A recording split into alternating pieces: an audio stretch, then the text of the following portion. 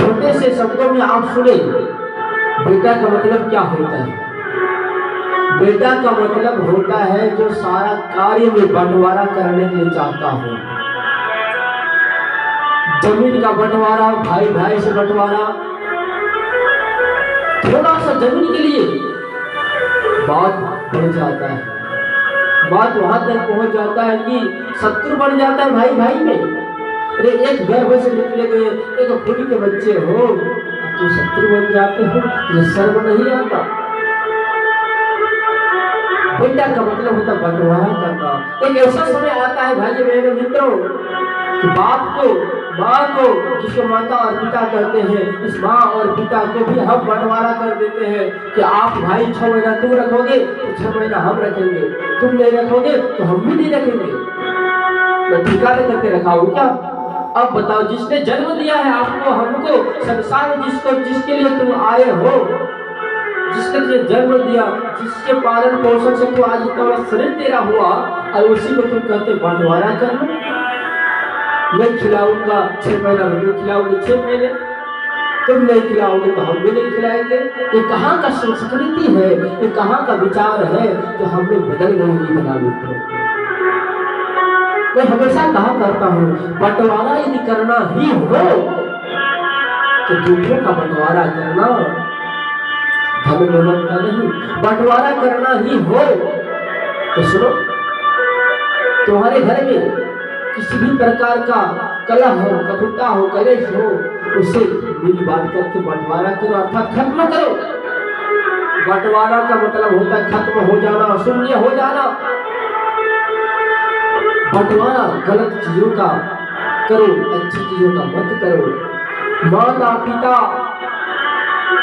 वही होते हैं जो शत्रु बेटे को भी वो देवत्व बना देता है।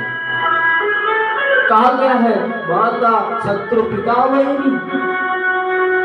माता वो शत्रु होती है जो बेटे को संस्कारवान नहीं बनाते, पिता वो होते हैं मेरी बेटे को, बेटियों को अच्छे मार्ग पर नहीं चलाता, पालन नहीं करता, उसे मेरी कहा गया है। यदि आप अपने बेटे को अच्छे सुपात्र और पुत्र बनाना चाहते हो मित्रों, भाई बहनों, मैं वास्तव में कहता हूँ आपको संस्कारों को अपनाना पड़ेगा। धन बेटे को मत दो, दौलत बेटे को मत दो, देना ही है। प्रभु जी गुरुदेव पंडित श्री राम शर्माचार्य ने कहा है, अच्छे संस्कारों को देना बेटा, जिस संस्कार से तेरा कल्याण और समाज का उत्थान हो। दुनिया वाले का क्या भरोसा, कब मुंह मोड़ लेता, जब मुंह मोड़ लेता तो सामने का अभागी तो बड़ा दूरी का बन जाता है। जब मुंह मोड़ लेता है तो लगता है सामने रहे हुए भाई भी लगता है दिल्ली बम्बे में रह रहा है। अपने अपने घर के अपने अपने भाइयों का बात नहीं कर पाते हैं, सब बातें चीजें हो नहीं पाती है। ये कहाँ का संस्कार है, ये कहाँ का रीति है बताओ।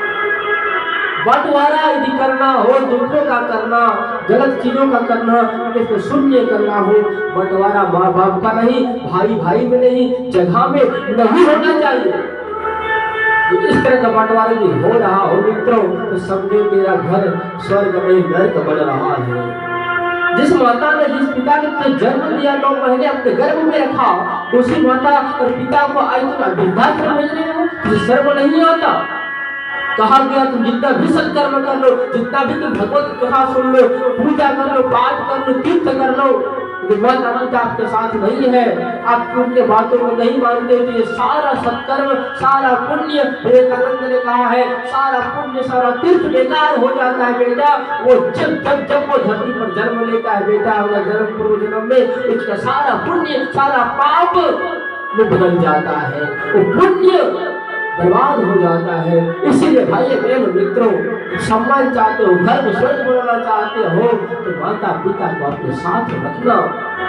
अरे वो स्त्रियां जो है, वो दीदियां जो है आती है, उनके मायके के बारे में से चर्चा कर दोगे तो पता नहीं बवाल मच जाता है। अरे तेरी माँ और पिता के बारे में बात होता हो कि तो अपने माता पिता को वृद्धाश्रम भेजो, मैं नहीं खिला सकते, तो तुम उसे जवाब दो कि क्या है सुख और क्या है दुख, संभल से तुम। अरे ये कितने दिन का मेहमान है, आज है तो कल चले जाएंगे। और सबका यही हाल हो रहा है, जो आज है उसे कल जाना पड़ेगा। कल का मतलब होता है काल, जो कल पर जाता है उसे काल बन करके मरना पड़ता है। यही हमारे ऋषि मुनियों का सिद्धांत है, यही हमारे ऋषि मुनियों ने कहा है। संसार के लोगों को क्या बताऊं, सुख में दुख खोजता है और दुख में सुख खोजना चालू करता है, ऐसा कार्य करता है। मैं हमेशा कहा करता हूँ, बेटा का मतलब बंटवारा करना, और पुत्र का मतलब होता है जो मिल जाए उसी में सुख रहे।